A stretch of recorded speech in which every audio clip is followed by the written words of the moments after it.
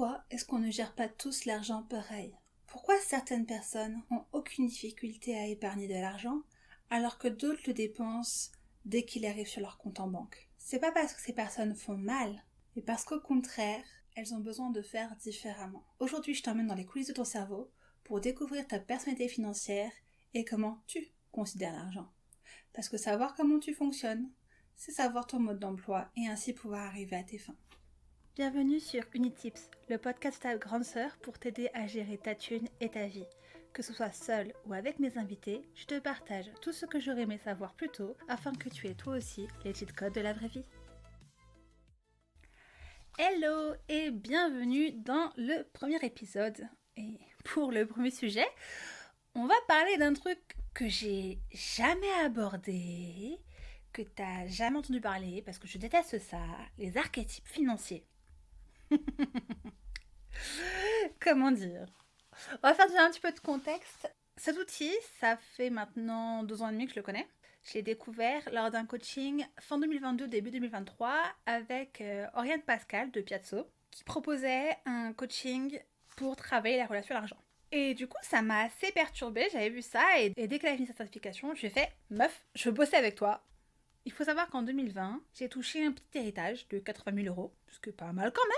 Et l'argent, je le voyais rester sur mon compte, j'étais incapable de le placer, j'étais incapable d'en faire quoi que ce soit et il fondait. Il faut savoir que en 2024, quand j'ai acheté mon appartement, j'avais perdu quasiment la moitié, j'avais perdu 40 000 €. Bon, sur ces 40 000 €, il y a 10 000 € qui ont servi à me soigner. Voilà, entre les coachings, les soins non remboursés et tout. Donc je me dis que c'est pas de l'argent perdu. Mais il y a beaucoup de choses qui sont parties, c'est parti de droite à gauche. Et c'est parti notamment dans la plus grosse dépense, le truc le plus insidieux, à savoir que pendant mon arrêt maladie, du coup j'ai gardé le même train de vie qu'avant, voire même un peu plus. Et du coup, ça a servi à compenser. Et progressivement, à coût de 300-400 € par mois, ma somme en banque a diminué.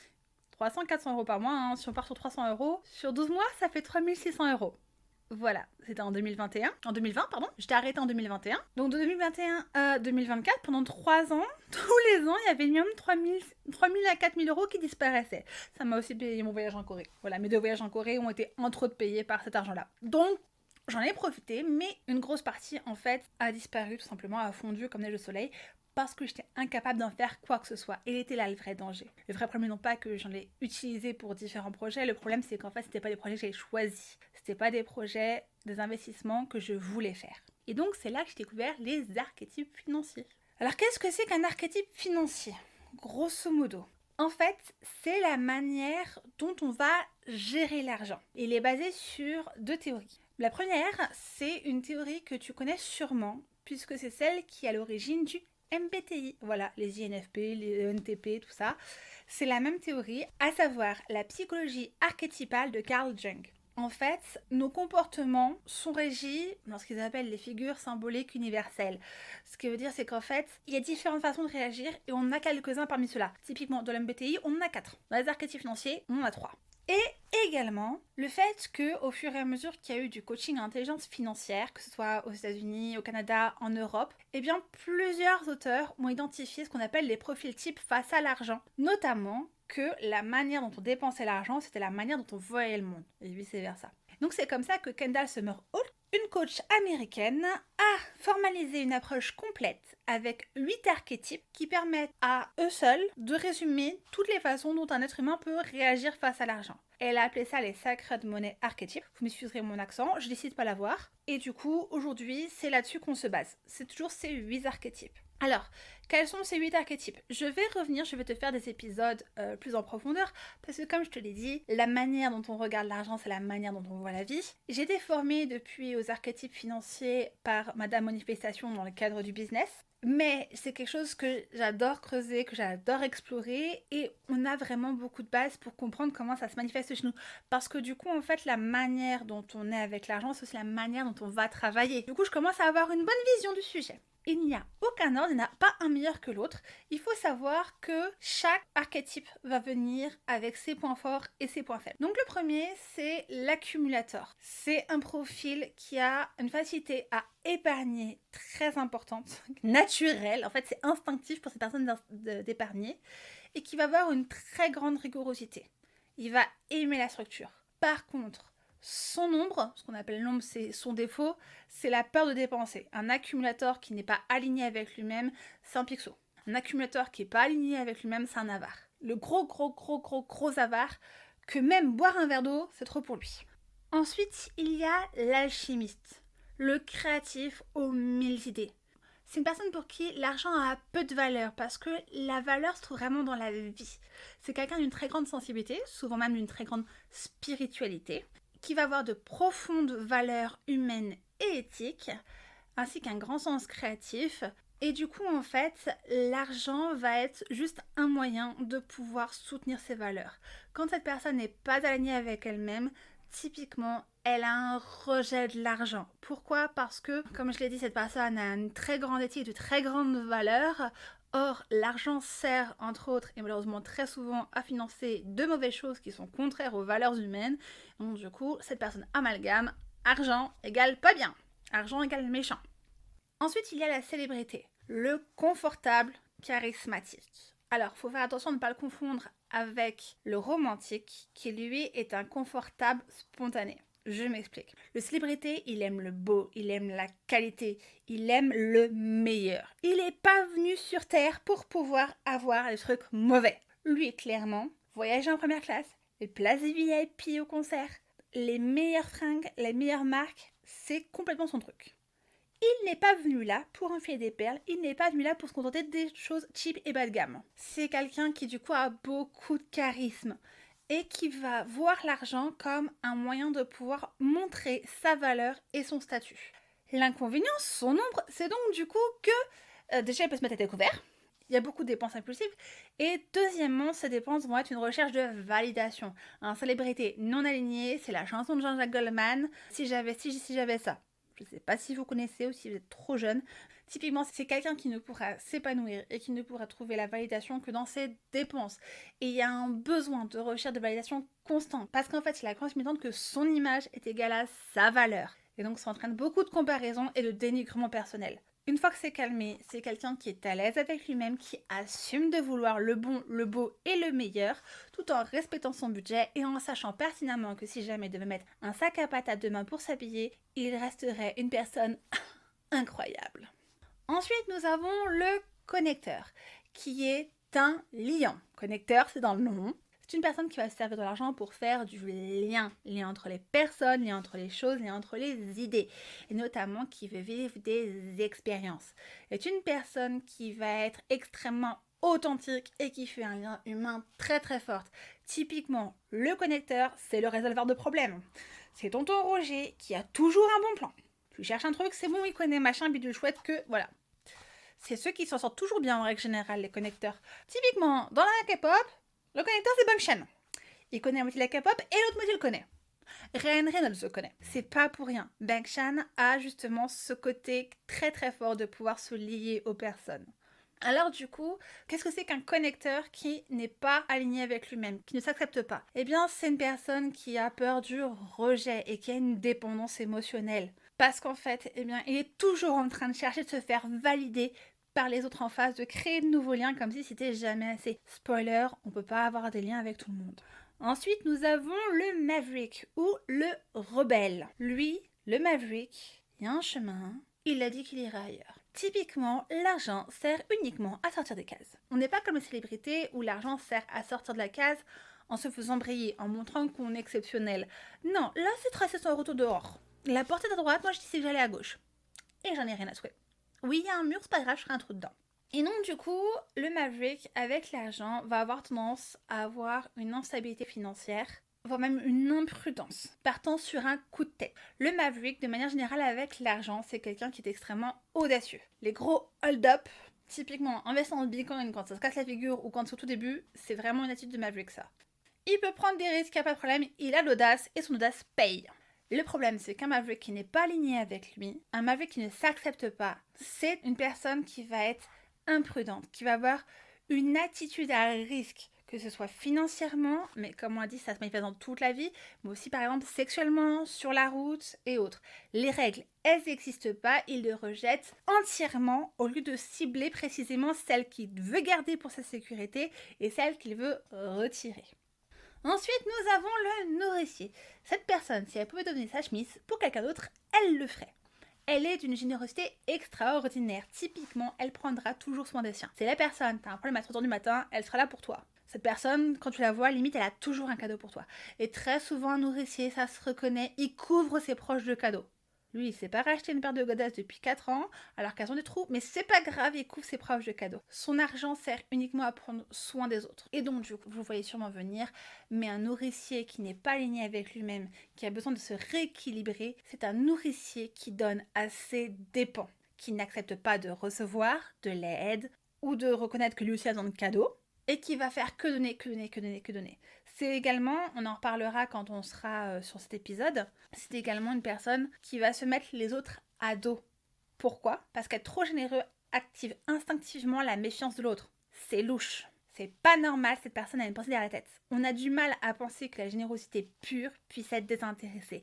Le nourricier, c'est le désintéressement au total, au maximum. Typiquement, il n'a aucune arrière-pensée. Sa seule ambition, c'est que l'autre en face aille bien. Et donc du coup, ça peut passer par le fait de lui se nier, se détruire, s'épuiser.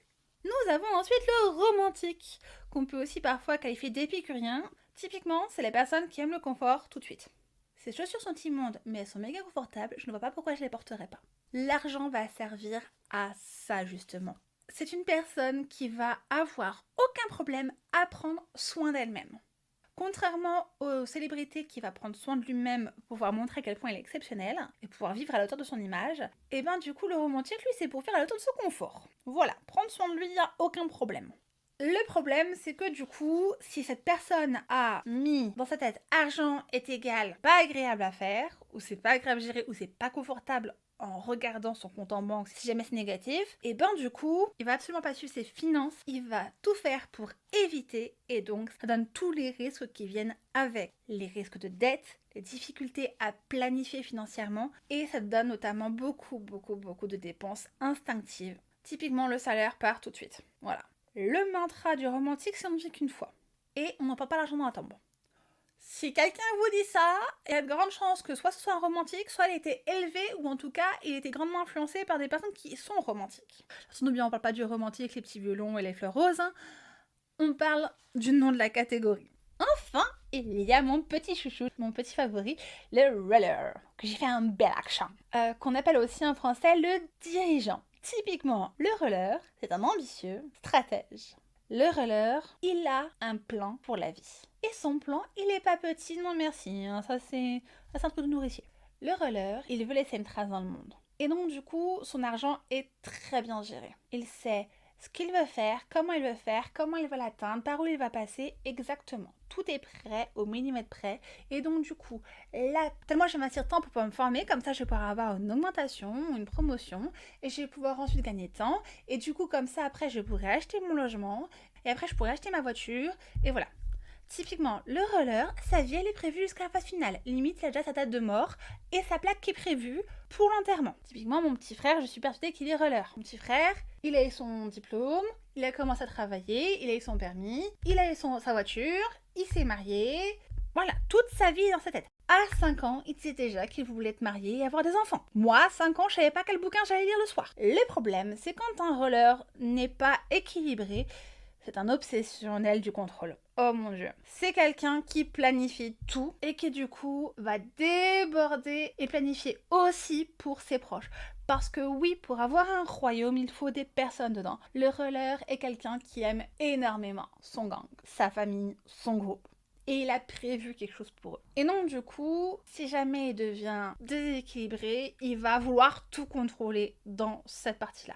L'autre souci, c'est qu'il se sent responsable pour justement les personnes qui sont dans son royaume. Et donc ça entraîne une hyper-responsabilité et un burn-out. Le roller, il doit apprendre à lâcher prise. Il y a la théorie et il y a la pratique, et c'est bien connu. Il n'y a qu'en théorie que tout se passe comme prévu. La pratique, c'est différent. La formation, tu l'auras peut-être pas.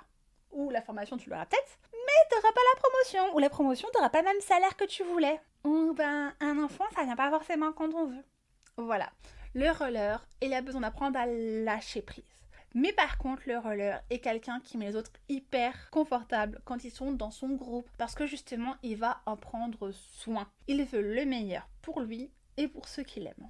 Ok, maintenant que on sait à peu près les 8 archétypes, il y a un truc qui va vachement switcher le game. C'est le fait qu'on en a 3. On a un trio de tête. Le premier qui a une plus grande part que le deuxième qui a une plus grande part que le troisième. Imagine ça comme s'il y avait 3 personnes à table qui voulaient voter pour la décision. Le premier a 40% des votes, le deuxième en a 35 et le troisième en a 25. Et chacun va vouloir soutenir sa décision. Alors gros coup de bol, si le premier est d'accord avec le deuxième ou le troisième, bon, ça gagne à majorité, ça passe plutôt bien. Si tout le monde est d'accord, c'est encore mieux. Mais si jamais le deuxième et le troisième se mettent ensemble contre le premier, ils gagnent. 60 contre 40. Et donc du coup, ça donne des attitudes qui sont déséquilibrées. Par exemple, j'ai une amie qui est accumulateur, connecteur, nourricière. Ben, c'est bien, l'accumulateur, c'est il a qu'une envie, c'est de mettre de l'argent de côté. 40% c'est il faut économiser. Et elle a aucune difficulté à économiser. Les problèmes, c'est qu'elle a son connecteur qui n'a absolument pas envie de regarder ses finances et qui voit l'argent comme un moyen de vivre des expériences. Et de l'autre côté, il y a son nourricier que si elle pouvait distribuer la thune autour d'elle, elle le ferait. Donc le problème, c'est quand il s'agit de dépenser, ça team up à 2 contre 1. Et donc c'est une situation où elle se sent en permanence mauvaise et elle culpabilise. Parce qu'elle voudrait économiser. Bah ouais, mine de rien, 40% d'opposition, c'est pas mal. Donc elle voudrait économiser. Elle a jamais suffisamment d'argent de côté même d'ailleurs. Forcément, les deux autres passent leur temps à dépenser autant qu'ils peuvent. C'est pour ça que si tu te reconnais pas dans un archétype, ne le jette pas tout de suite. Tu en as 3. Et il y a des fois, c'est pas lui qui s'exprime. Et de toute façon, si tu vas aller plus loin, et que tu veux savoir exactement comment tes archétypes financiers se manifestent dans ta vie, je t'ai mis en description un lien pour un rendez-vous avec moi d'1 heure. Pendant ce rendez-vous, je vais te présenter tes 3 archétypes financiers, t'expliquer comment ils fonctionnent ensemble, pas de façon unitaire comme là je vais le faire dans le podcast, leurs forces, leurs contractions, leur équilibre, leur impact dans ta vie aussi bien de manière financière que de manière générale. Et surtout, c'est ça qui est important, je vais te donner des conseils concrets pour pouvoir mieux gérer ton argent en respectant ta nature profonde. Comme ça, tu pourras repartir avec une vraie clarté, un plan de base pour pouvoir faire la paix avec l'argent et surtout te sentir légitime de pouvoir vivre ton succès, ton abondance à ta manière. Tu trouveras donc le lien en description de l'épisode et si jamais tu as des questions, tu as besoin d'avoir plus d'infos, n'hésite pas à venir me parler en DM parce que ta relation avec l'argent mérite que tu la comprennes, que tu l'aimes et que tu sois aligné avec toi-même. Mais du coup, à quoi ça sert de savoir ça ? Je voudrais te raconter quelque chose. Moi, mes archétypes financiers, c'est nourricier, connecteur, alchimiste. Mes parents ont tous les deux mes archétypes similaires, mais ils ont tous les deux un archétype que je n'ai pas, qui est accumulateur. Je suis persuadée que mon frère est accumulateur aussi, et pour avoir fait le test à un de mes grands-pères, il est accumulateur aussi. Donc, je suis une personne qui a grandi entourée d'accumulateurs alors que je n'ai pas l'accumulateur. Et donc, qu'est-ce qui s'est passé quand j'ai commencé à travailler et à gérer mon argent ? J'ai essayé de faire comme mes proches, comme mes grands-parents, comme mes parents, et puis j'ai pas réussi. Alors je m'y suis pris différemment, en essayant de faire encore une fois comme mes parents, comme mes grands-parents. Puis mon frère a commencé à travailler, et lui il a très bien géré, sans aucun problème, mettre de côté et tout, pas de souci. Et moi, toujours pas l'argent qui me file entre les doigts comme de l'eau dans une passoire. Et c'est ça que j'ai compris en 2022-2023 quand j'ai fait mon coaching avec Oriane. C'est qu'en fait mes parents étaient à Lille, et moi j'étais à Marseille. On voulait tous les deux aller à Paris. Je les voyais eux partir vers le sud, donc je me disais je vais faire comment, je vais partir vers le sud. Et quand tu pars vers le sud, quand t'es à Marseille, t'arrives dans l'eau, t'arrives pas à Paris. Et c'était exactement ça qui s'est passé en fait. J'essayais désespérément d'appliquer des façons de fonctionner qui n'étaient pas les miennes. Et forcément, ça ne marchait pas. C'est pour ça que je vous casse autant les pieds avec les archétypes financiers, que j'en parle encore et toujours. Parce que non seulement on n'est pas éduqué sur la manière de faire un budget et de gérer son argent, mais en plus, on nous présente que la seule et bonne façon d'agir, c'est d'être un accumulateur. Sans nous dire comment trouver son équilibre et sans nous dire que, en fait, il y a des gens qui ne l'ont pas. Et qu'en fait, hormis le roller, il n'y a qu'un roller qui peut réussir à suivre un rythme d'accumulateur et encore il passera pour dépensier. Mais c'est pas grave parce qu'à long terme, il aura réussi. Mais c'est tout. Donc sur les 8 archétypes, il y en a 6 qui ne correspondent pas à la norme qui nous est présentée, à la façon de gérer l'argent qui nous est présentée. Et en fait, ce qui est intéressant, c'est qu'en connaissant les archétypes financiers et en connaissant tes archétypes financiers, quels sont les 3, tu te places sur une carte. Tu sais si jamais tu es à Strasbourg, à Angoulême, à Marseille ou à Lille. Et dans tous les cas que tu veux y aller à Paris ou à Tombouctou, tu sais dans quelle direction aller. Parce que tu sais exactement où tu es sur la carte. Et c'est pour ça que je vous casse les pieds avec. Parce que du coup, en comprenant ça, vous allez comprendre comment vous gagnez de l'argent, comment vous le dépensez ou l'économisez, mais également comment vous prenez des décisions. Ça, c'est important, aussi bien financière que dans la vie de tous les jours. Et puis également, ça impacte notre façon d'envisager la réussite, l'abondance, la valeur et même le pouvoir. Typiquement, quelqu'un qui te dit « Moi, j'économise pas dès que j'ai de l'argent, je pars en voyage », c'est quelqu'un qui est ni rouleur, ni accumulateur. Aucun des deux. Est-ce que c'est mal? Non. Parce que c'est quelqu'un qui, dans ses archétypes, a comme vision du succès le fait d'avoir maintenant, tout de suite, un accès à un voyage. Ça pourrait être, par exemple, une célébrité. Parce que faire des voyages, ça donne une bonne image. Surtout à une époque où on nous encourage à visiter, à voyager. Ça pourrait être un romantique. Parce qu'il mérite des vacances et il ne voit pas pourquoi il les passerait forcément dans la grisaille française. Ça pourrait être un alchimiste. L'alchimiste a une très grande sensibilité. Et du coup, en fait, en voyageant, il s'enrichit de valeurs, de différences. Et ça nourrit sa créativité, ça nourrit sa sensibilité. Ça pourrait être un connecteur. Le connecteur aime vivre de nouvelles expériences. Il aime rencontrer de nouvelles personnes. Aller dans un autre pays, c'est le meilleur moyen pour lui de s'éclater. Ça pourrait être également un nourricier. Surtout si cette personne voyage avec sa famille parce qu'elle veut le meilleur pour elle ou qu'elle en profite pour pouvoir agir pour les autres. Typiquement, c'est la personne qui va faire un voyage humanitaire. Donc tu vois, on a 3 archétypes. Il suffit que l'accumulateur ou le rouleur ne soit pas en premier et c'est bon, ça peut déjà être concerné par ça. Et du coup, tu t'imagines dire à cette personne que elle a tort. Elle devrait au contraire travailler et prendre un CDI. Faire un 35 heures. Je ne sais pas pour les autres francophones quels sont les horaires, mais elle devrait prendre un 35 heures. Et puis mettre de côté pour sa retraite, et puis acheter sa maison, et puis faire des enfants de ça. Cette personne, très clairement, n'est pas dans ce but-là. Parce que sa réussite, son succès, sa vision de l'abondance, n'est pas en écussonnant et trébuchant sur son compte. Du coup, ça permet de pouvoir mieux vivre aussi sa différence. Parce que quand tout le monde autour de toi va te vanter un certain modèle de réussite et que toi, t'arrives avec une autre idée, si t'as un entourage qui te soutient, qui est ouvert, c'est parfait, c'est génial, ils vont dire vas-y mon chéri, vas-y ma chérie, éclate-toi. Mais malheureusement, on le sait, toi comme moi, que c'est pas trop le cas. Et que malheureusement, beaucoup de personnes se retrouvent avec un environnement différent. Je pense notamment à une amie où la vision de sa mère pour ses filles, c'était de se marier, d'avoir un petit mari, de construire leur maisonnée et d'avoir leurs enfants. Et de prendre soin d'eux. Typiquement, cette dame, je la soupçonne d'être nourricière. En tout cas, un premier. Ouais, le problème, c'est que c'est pas forcément le kiff de ses filles. Hein. Alors, pas du tout. Et la preuve, c'est que l'aînée, qui a maintenant 25 ans, est toujours pas mariée et c'est pas du tout dans ses projets. Même si ça venait à venir, elle n'a aucune envie de rester à la maison à s'occuper de son petit mari et de ses enfants. Elle n'a aucune envie d'avoir des enfants. Et le problème, c'est qu'en fait, la mère les a éduqués comme étant la seule vision du succès. Résultat, quand je l'ai rencontrée et qu'elle avait 14 ans, ça a un peu fait exploser sa vision. Parce que du coup, elle s'est rendue compte qu'il y avait d'autres façons de voir la vie et que c'était tout aussi bonne que la vision de sa mère. Sa mère était heureuse dans sa version du bonheur, dans sa version du succès, et c'est le plus important. Mais elle, sa vision du succès, sa vision du bonheur était différente, et elle attendait bien d'aller le chercher. Donc du coup, connaître les archétypes financiers te permet aussi de savoir vers quoi tu veux tendre, vers là où tu vas t'épanouir. Parce qu'il est là aussi le souci. Tu mets quelqu'un qui n'a pas un profil de bosser 35 heures par semaine en CDI avec 5 petites semaines de vacances par an, qui ira passer à la boule avec la famille en camping. Tu mets cette personne dans ce cadre-là. Elle va péter un plomb. Alors, quand bien même elle serait dans l'hyper-sacrifice et qu'elle continuerait quand même de le faire parce qu'il faut, parce que par exemple sa famille, elle s'est mariée, elle a eu des enfants, parce qu'il faut obéir à l'image, elle va le faire, mais à son détriment. Et c'est des gens que tu retrouves soit qui te font un burn-out, soit qui à 40-50 ans changent complètement, et puis là tu les retrouves, elles sont naturopathes, ou elles sont coachs, elles se retrouvent à faire un job aux antipodes de ce qu'elles faisaient avant, ces personnes-là, tout d'un coup. Ou alors tu les retrouves avec du surpoids, avec des problèmes de santé, avec des problèmes de dos, des problèmes d'intestin, souvent un problème de diabète aussi, et de cholestérol. Elles se sont tellement sacrifiées que du coup c'est le corps à l'intérieur qui commence à porter les séquelles. Et si c'est une femme, il y a de très grandes chances que son mari l'ait plaquée pour une plus jeune et qu'elle soit dans l'amertume, malheureusement. Cette personne s'est sacrifiée pour les autres sans jamais recevoir en retour parce qu'elle n'a jamais osé chercher ou au moins affirmer sa vision du bonheur en essayant de suivre et de se conformer à la vision des autres et du coup elle est complètement désalignée. Et c'est une souffrance humaine énorme.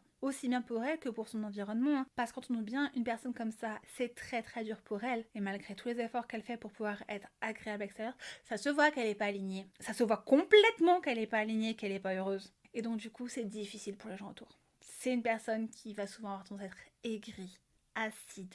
La collègue que t'aimes pas. C'est souvent là, Micheline, 50 ans, à la compta, qu'elle te gonfle. C'est une casse-pienne qui casse la joie, mais en fait, elle est la première à souffrir. Parce que justement, elle est complètement désalignée. Très souvent, Micheline, 50 ans à la compta, c'était pas son rêve de faire de la compta. Mais elle vient d'une époque où on n'avait pas le choix de faire le métier qu'on voulait, surtout quand t'étais une femme. Moi, je sais que ma grand-mère, elle a pris un boulot, elle a pris le seul boulot qui lui permettait de faire des études.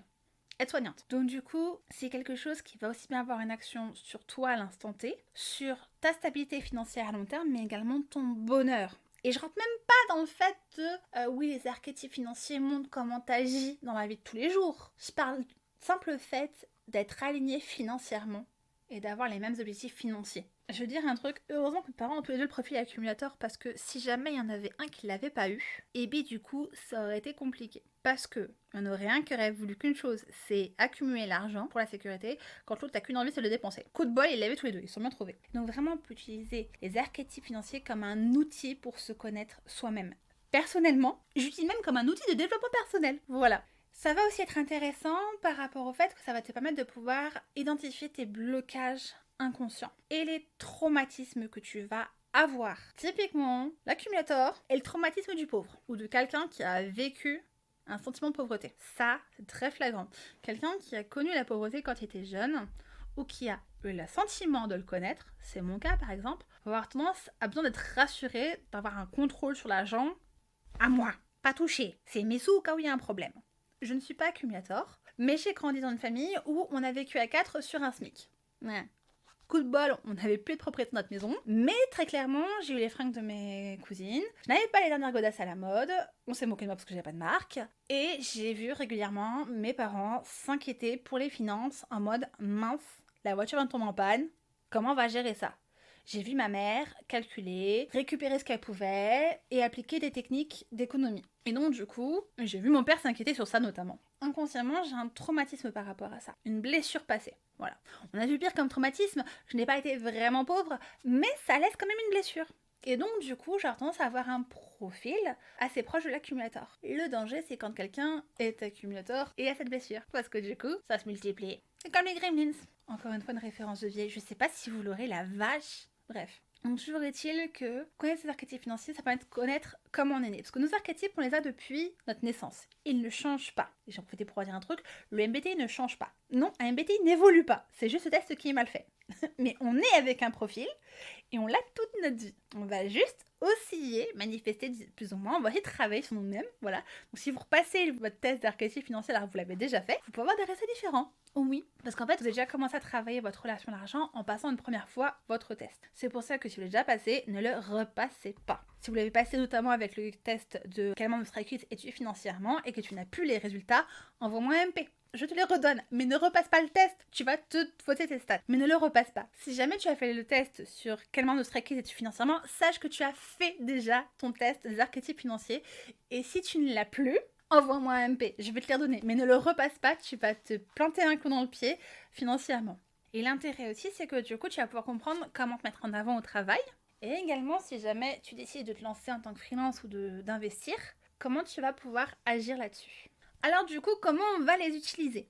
Eh bien, il faut savoir déjà que la relation à l'argent se manifeste sur 3 points. Gagner, dépenser, économiser. C'est un triangle et chaque archétype en fait va venir se placer différemment là-dessus. Une fois que tu connais tes archétypes financiers, tu vas pouvoir les utiliser. Tu vas pouvoir les utiliser dans ta décision de carrière, dans ton couple, faut pas oublier que c'est 2 personnes en face. Et à partir du moment où toi et ton partenaire ou ta partenaire savez comment vous considérez l'argent personnellement, chacun, vous allez pouvoir mieux agir. Vous allez pouvoir également avoir une action par rapport à l'épargne, mais également à la façon de se faire plaisir et de culpabiliser. Ça va également influencer les décisions avec les autres à propos de l'argent. Tu comprendras peut-être mieux pourquoi tonton Roger, non, il ne décollera pas de son livret A ou de son assurance vie en fonds euro garantie. Ça, c'est une attitude d'accumulateur. Typique. Il a bien trop peur pour pouvoir expérimenter quoi que ce soit. Si toi à côté t'es un Maverick, tu m'étonnes. C'est un sujet à avoir une dispute digne d'une discussion politique à Noël.